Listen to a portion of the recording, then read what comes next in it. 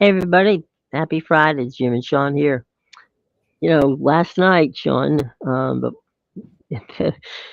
almost 300,000 people showed up in Detroit to Eh, watch Roger Goodell stand at a podium. that was crazy. I saw the numbers, and I don't know. I don't know which broadcast you watched.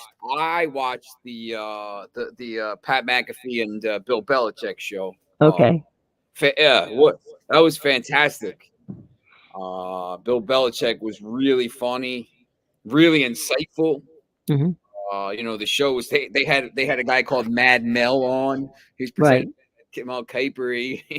I mean, he's cursing, doing all this stuff. It was pretty funny, to be honest. And then they had a lot of the coach. They had Sean Payton on, and they had right.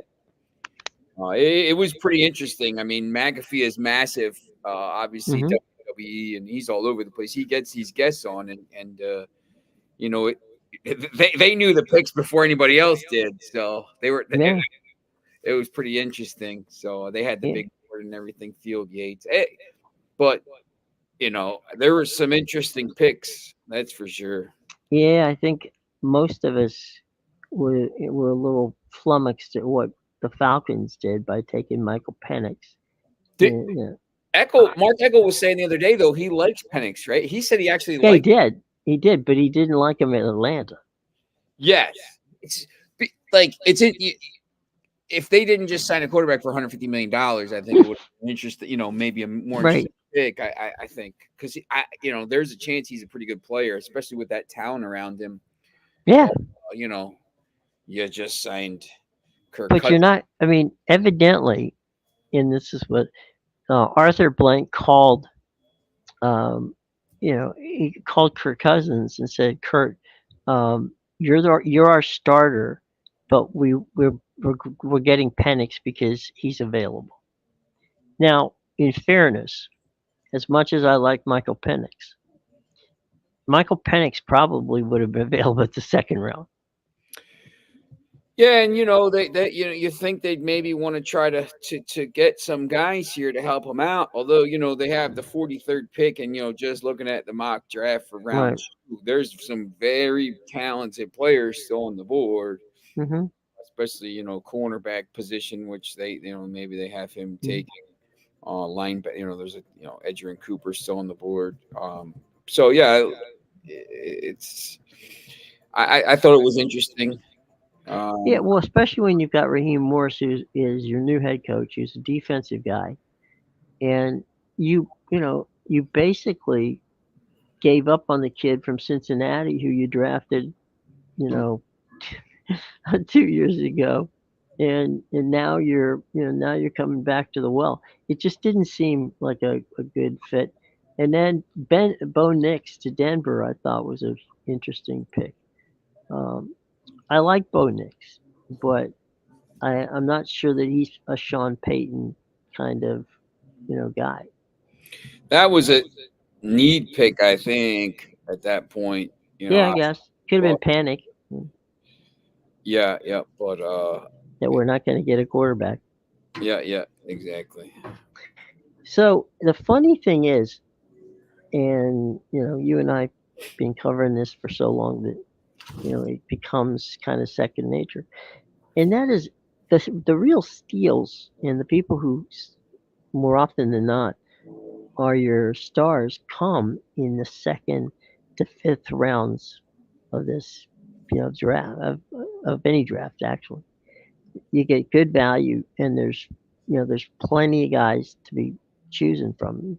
So more often than not, the 2 through 5, and even in the case this year, maybe even the 2 through 7, you're going to be able to pick up people that are going to be able to help you, and so that's something to pay attention to. Yeah, I mean, you have to, you kind of have to find these hmm guys second. And this is where the scouting comes in, and why good teams are usually good teams, and bad hmm teams usually stay bad because they don't have the same kind of scouting as some of these good teams. And Yep, there's they don't pay for it, and they don't pay as much attention to it. the first the Bills have the first pick they traded with Carolina. hmm Cooper DeJean, who's he was a top 20 player on the board and just kind of fell Right. the defense didn't kind of, just wasn't prioritized. He's going to probably go and they're going to get him in this, and they got an extra pick because they moved down. Kool-Aid McKinstry's there and Adonai Mitchell's there. And I mean, there's some good players, here. And then the third round, you got to be able to kind of try to find some guys too. So, I mean, you look, when you're drafting guys second, third round, I mean, you need them to come in and play. So, you're not always getting a guy, who's the Mr. Irrelevant coming in and leading your team to the Super Bowl at There aren't that many Brock Purdy's out there.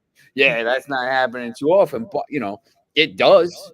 So well, there's a lot of, Mr. Irrelevance in the National Football. They just don't play quarterback. That's right. So, and they're still helping. Yeah. The other thing too, and this is, go ahead. They only get 7, 8. Some get more, some get less. Right. If you're only drafting 6, 7, 8 guys, right. Especially for a team like the Broncos, it was way over the cap. These guys got to count. They got to play. Yeah. Well, Nick's is a little bit older. I mean, he's got to come in and play. I mean, you can't. Here's where I've seen teams really, when you really know how good they are, and that's once the draft's over, how quickly they snap up 5 or 6 undrafted free agents. Yes. And those guys end up playing on the team. Yeah, they those are the kind of guys. I mean, that they've probably talked to during the draft, and you say, what are you gonna do? You just kind of hang out. We're gonna sign you, blah blah blah, all this stuff. So, well, you usually get running backs and linemen there. Yeah, and they pan out pretty well.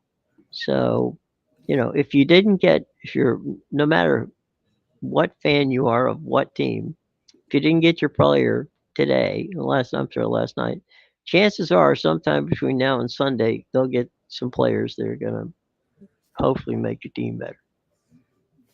Yeah, that's right. It won't be as long tonight. I got the dog out here eating something. There you go. Here in my backyard. Weather looks lovely. Yeah, it's there's not a cloud in the sky today. It's it's still a little chilly. I'll go to a baseball game later, but by Monday it's gonna be 90 degrees here. 90. Yeah. For our people in Europe watching, that's about close to 38, probably 37, 38 Celsius. It's gonna be pretty warm. So you had that right. Speaking of Europe, what do we got going on tomorrow in the Premier League? It's just in time for the league to heat up. You got crybaby Klopp right off the bat here complaining about it was great. So they lose to Everton, and right now Arsenal is leading the league. They have a huge goal difference lead, 56 plus 56. So they are a point ahead of Manchester City, but City has a game in hand. Liverpool now is behind Arsenal by 3 points with a huge gap in goal difference, plus 15. And Manchester City here has a plus 48 goal difference. They're on 76 points. They have a match in hand. So it looks like it's going to be between City and Arsenal. Liverpool loses right away. They lose to Everton. They lost the title at Goodison Park, as the Everton fans sang there. So there he is. They lost the cup. I lost connection. Yep, you lost connection, and Klopp lost the cup. So they lose, and then guess what? They're playing. They played on Wednesday, and they're playing that 7:30 kickoff. It's 12:30 over there. Right. They got to go to London and play at 7:30, and they're crying about that. And Wayne Rooney, the best ever Scouser to come out of that crux death, and he was saying, "Look, just get on with it. You're getting paid a lot of money. Why are you crying about the playing time? Just go play." So they have to go to West Ham, who's basically kind of quit here. Mhm. They're still in with a chance to make it back into Europe. They're 2 points behind Newcastle. Newcastle has a game in hand, but um, they got to go to West Ham. They might get a little bit of a break because West Ham, once again, they've kind of given up. David Moyes is probably on his way out, but that's not going to be an easy match. 10 o'clock, Fulham plays Crystal Palace. Crystal Palace, all Mhm. of a sudden, they do this at the end of seasons. They get, they've won 3 in a row. Oliver Glasner's in. They look like they turned the corner. And then, next year they'll come back and they'll do the same thing to start the season. And they're just always Crystal Palace. But they're playing Fulham. Crystal Palace, Fulham is an interesting game. Mhm. Both those teams are safe. London derby there, but could be some goals in that. I think that could be an interesting 10 o'clock game. Newcastle plays Sheffield United. Newcastle should win that easily. Wolves plays Luton at 10, and then the other 10 o'clock game is Manchester United and Burnley. Look, we were we gave up 2 goals to Sheffield United the other day. They won the game 4-2. They're right now they're in 6th. They're not catching Tottenham. They're not catching Villa. They need to stay ahead of Newcastle so that they're in the Europa League and not the Mhm. Europa Conference League. They still have a chance to win the FA Cup. Obviously, they shouldn't be. They should just, to be honest, they should be playing the kids in these games and trying to get um, you know rested for the FA Cup. They have a +1 goal difference. It's absolutely embarrassing. They need to go. So that's the last 10 o'clock game. Uh, Tomorrow. Before we go, let me ask a quick question Mhm. before we move on. Where's Burnley? Like where in England? Yeah. It's about 45 minutes north of Manchester, and I Oh, think okay. Lancashire. It's I've been to a match there. It's in the North Country, huh? Yeah, you take the train up. It's like, so I took the train. I'm trying to think if I took the train to Burnley or drove or took a bus. I think we took a train, and then it's kind of like Blackburn. It's a little bit Yeah. north. Okay. It's in a circle around Manchester and Liverpool. Really, it's pretty interesting. I'll pull it up here. Um, there's a lot of um, teams around there, Mhm. and you got uh, Stoke is a little bit to the south, Sheffield's a little bit to the west, Huddersfield's a little bit to the northeast, Oldham, Rochdale, Bolton and Wigan are part of Greater Manchester. Blackburn and Burnley are basically north. Leeds is a little bit to the about 90 minutes away across the Pennines. Liverpool is really just a half hour on the train, Mhm. um, which is why we when we took all their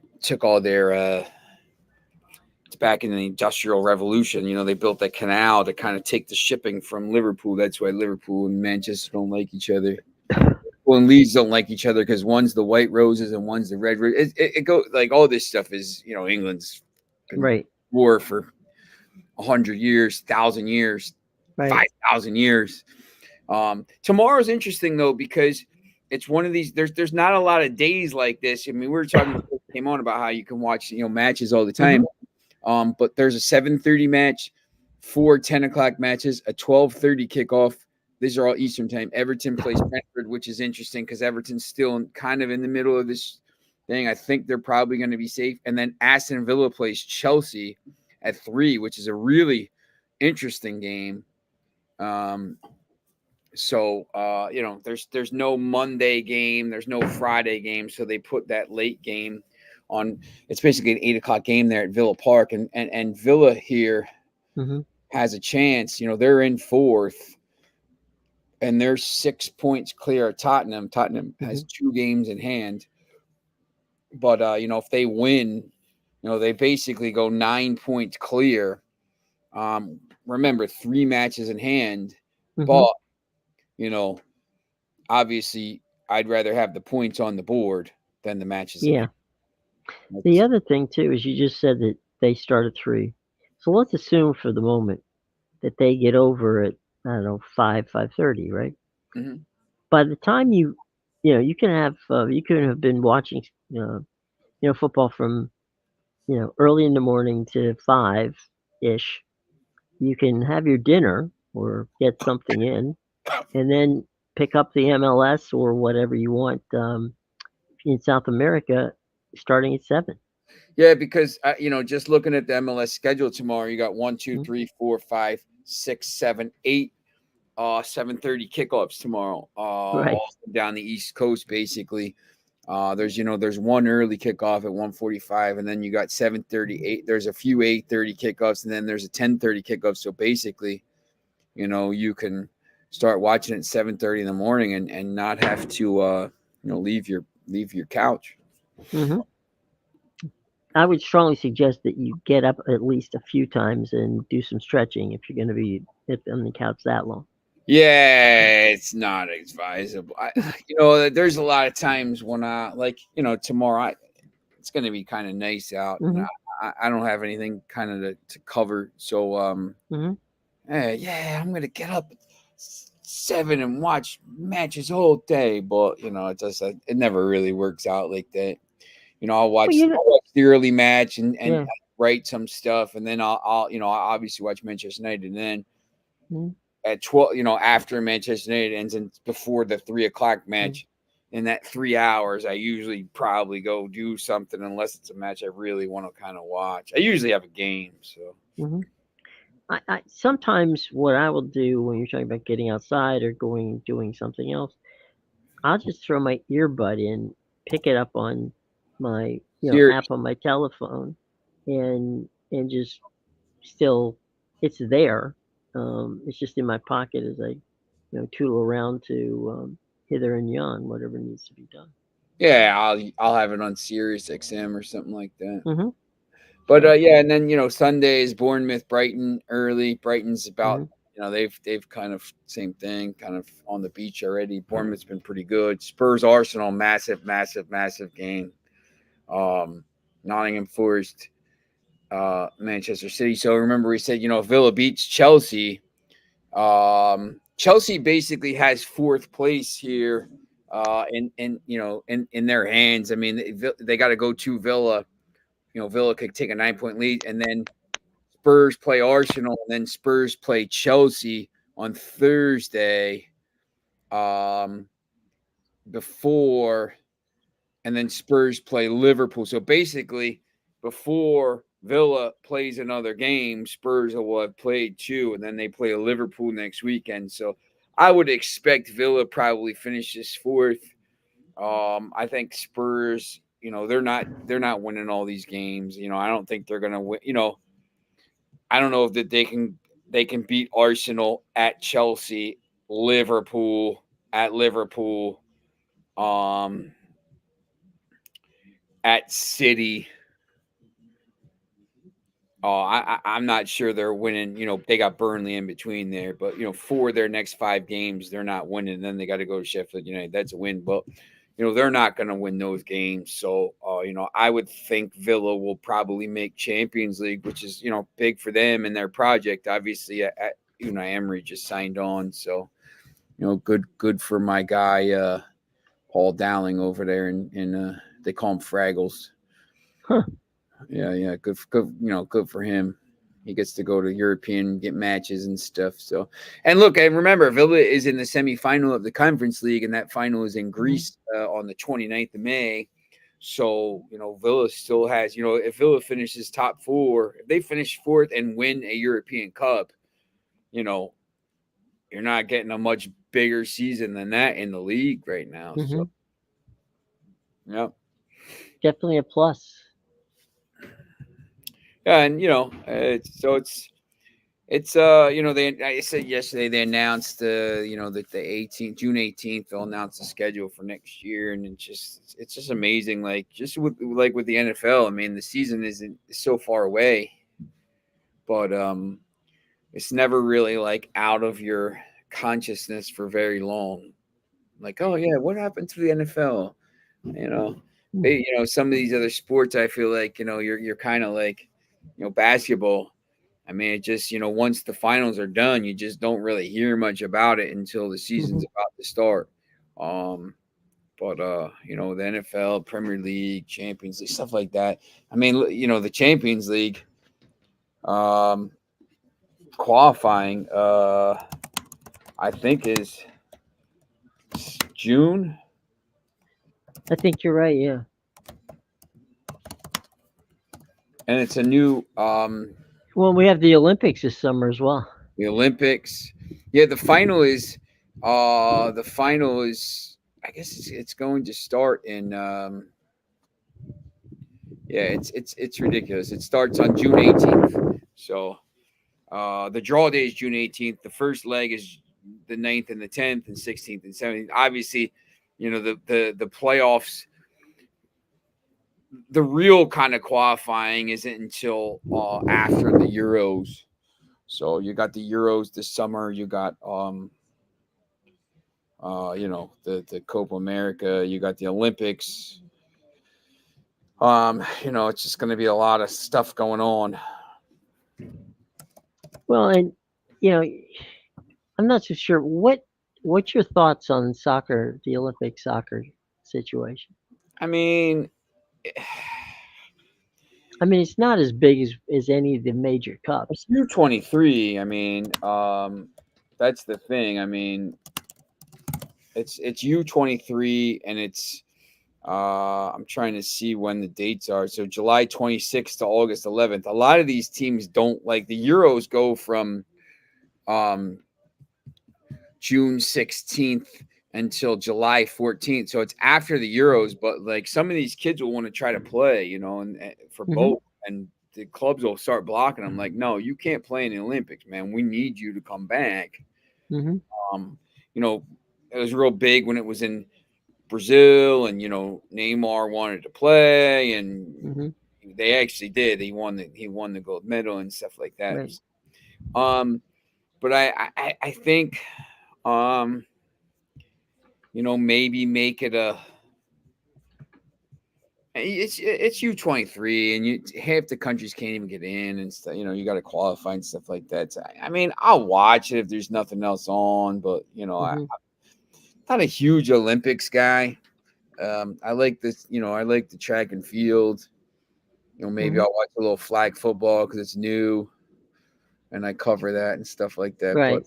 I mean, you got right now the June 15th per here you got 9 a.m., 12 p.m., 3 p.m., and every day there's 3 Euro matches for Hmm. basically a month. So, Jim, where's your head? On my head, Yeah, it's that I, former I, Musk member says, "Where's your head?" uh, You today's have the some headless internet horseman. problems today. I don't Musk. having some Wi-Fi. Yeah, Yeah. it's an issue. Uh, the reason I'm asking about the soccer in the Olympics is, it's hard to explain to other countries how little the the United States cares from a team sport cares about the Olympics, and because I know it's a national thing and everybody's around the world's all psyched about it, but it's hard to explain that no, the NBA players don't get excited about playing in the Olympics. No, I think the you know, the women's, it's a little bit, oh yeah, for the women's it's because phenomenal. there's not any like that. They have those like She Believes and all that stuff. I mean, Right, sure. nobody cares about that stuff. I mean, I don't think I'm going out on a limb and saying that. Like it doesn't. It's not even advertised. Um, but it's big. I guess it's kind of bigger for them. Like for the men, it's whatever. It's a U23 tournament, Hmm. so it's not the national. You're not allowed to have. You're only allowed to have a certain amount of overage players. Right. So it's more like an academy thing. So it's for me, Manchester United's academy just won. They beat Manchester Hmm. City. Won the other day. They won the under 18. They won the Northern League, and then they beat Hmm. um and them in the Premier Cup or whatever it's called. Um, and I think there was a lot of people there, and the U-23s they show them on TV, but like no, like it's like the ultras and people that care about that. No, I'll watch it if I'm home. Mhm. But NFL players played on our rugby team 4 years ago. Hmm. Yeah, I think, and it's rugby sevens is getting big. I think Yeah. in that tournament. It's a little bit kind of a different game than actual kind of rugby league and rugby union, obviously. Um, I watch the NRL a little bit if I can ever like wake up and remember it's on. Um, I like the league because you got 4 or 5 try, then you got to get rid of the ball. So, Well, but look at how many Aussie rules players have come to colleges and into the NFL. yeah, it's getting big. A bunch of punters.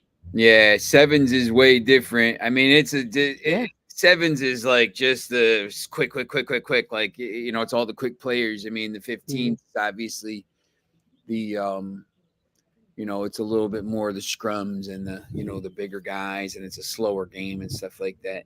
It's kind of like I compare it to cricket a little bit. You know how cricket is Hmm. the world. I think the T20s are here this year in Yeah. America. T20 compared to the one day internationals compared to the actual test matches. Um, I think now, sometimes the old school people kind of get mad when you say this, but like the kids these days, you gotta have, they don't have an attention span. They just don't. And Right. it's got to be quicker. The game's got to be quicker. The best thing that the NFL did. Yeah, listen, it's gonna be the I think it's T20 What are you World looking Cup. for? T20 World Cup is in it's in America. So must I'm or that former must member. I don't know what your name is, but I go to England a lot, so I watch the IPL. I'll try to watch it now. It's always on at weird times, but it's not the same. But over here, where I am in PA and Jersey, there's a large South Asian contingent here, so we actually have like varsity sports here. It's pretty Hmm. interesting. So it's gonna. I think give it 20 years, it'll be better. It'll be more competitive here, but we're never gonna be able to compete with like India and Pakistan and South Africa. South Africa and Australia and Right. New Zealand. I mean, they've been playing forever. But yeah, it'll be interesting because the games are there's a game in I believe there's a game in New York. India plays Pakistan in Nassau County in New York. Really? Yeah, Wow. yeah, no, it's going to be it's going to be That's interesting. a massive draw normally. Yeah, yeah, they don't like each other too much. That would be pretty crazy. More than 3 million people signed up for tickets during the public ballot. It's going to be big here. I mean, they're trying to. Hmm. Didn't India get banned from cricket this year for throwing matches last time? I don't think so. Not in the T20.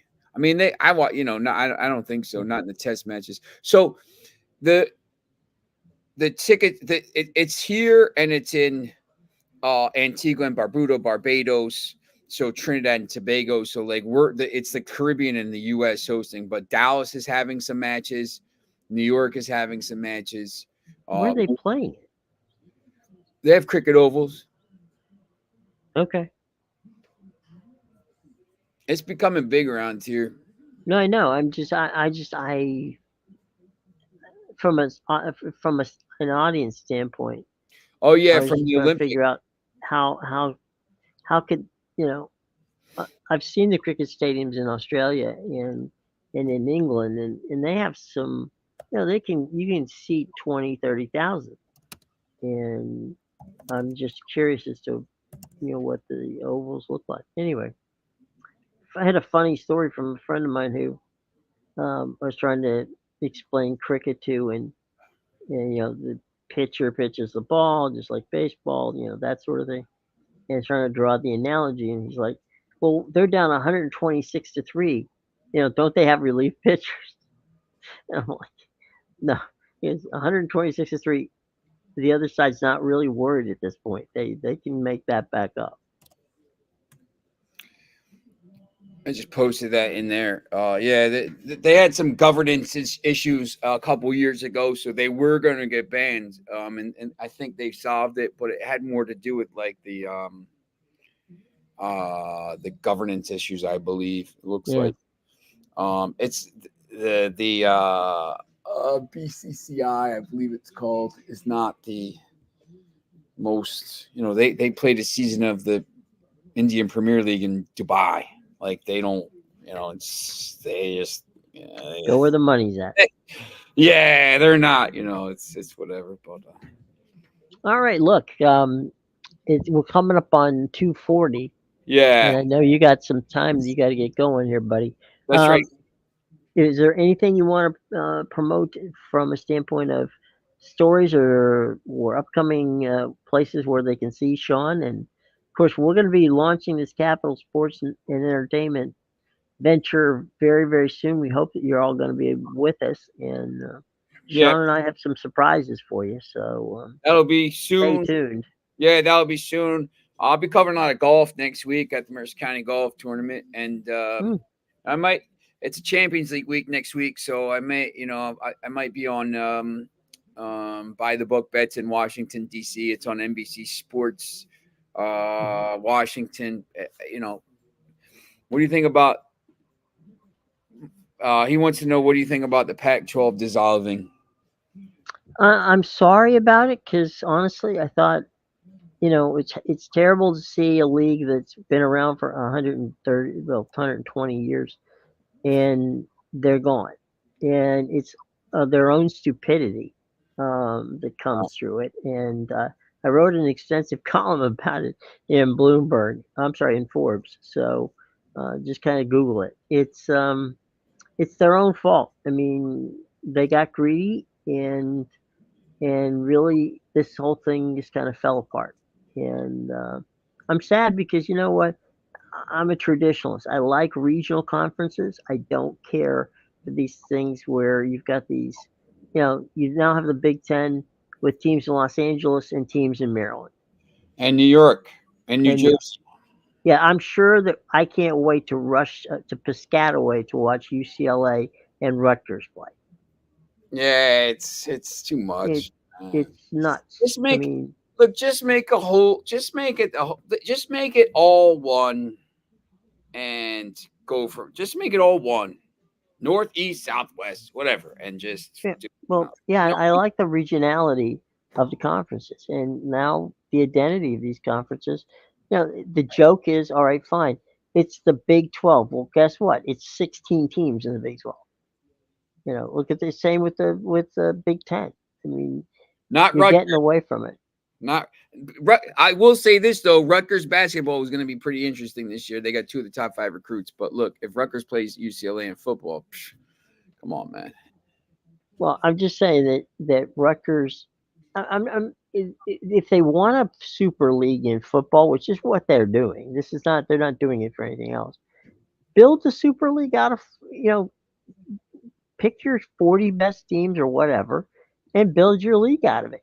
Don't screw up the conferences, and they've already done it. So That's we'll right. see how that works. I mean, right now you only have two big conferences. It's the SEC and it's the Big Ten. Big Ten makes the most money. SEC makes right below it, and you might as well, those other two, the ACC and the Big 12. They're way behind, and they're never going to catch up. Yep. So, I can't help that, and it's only going to get worse because when these lawsuits come down the pike. And it's gonna. I mean, we're at pay for play right now anyway. Yes. Wait till that. I mean, the Dartmouth case on the unions situation. Wait till you have a situation where you've got college teams that have unions that give you specific, and there's going to have to be a players type collective bargaining deal. I mean, it's going to look exactly like the NFL. And here's the the sad part, and I'm going to end with this because I know we're going to get going. But the sad part to this is college sports athletic departments are nonprofit. Okay, they don't know how. They're not. They don't. They're not. They're a zero sum game. Okay, they're made. They understand if they lose money. They understand if they make a little money.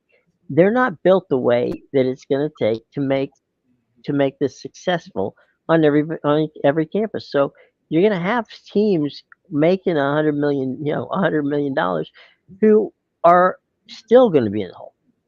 Yep. So if you wanted to do it with football, I get that. All right, fine. Take 40 of the best teams and put them in an NFL type format. Leave everything else alone because Sean, you said you're going to cover baseball or something. You know, Right. how about Washington playing Maryland in baseball? Yeah. You're gonna fly to it's To one play thing. college baseball. Yeah. These guys. Yeah, Yeah. they're gonna Ridiculous. have to go regional to pod it to make it work. But Yep. no, I hate seeing the Pac-12 go.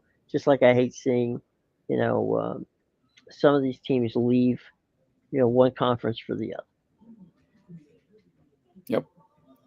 So All all right. right. Come back and see us on Monday. Amadeus will be back from his, much needed vacation, and Sean will hopefully drop by from time to time, and we'll be, as I said before, having some fun stuff. If you're a business, get in touch with Sean there who wants to be part of it. If you have a band or you know some people who want to do, stand up comedy or Yeah. play, do showcase your band. We're into the entertainment in business too, so by all Yep. means, let us That's know. right. All right. All right. Have a good day. Yeah. Have a nice weekend, folks. Have a nice weekend.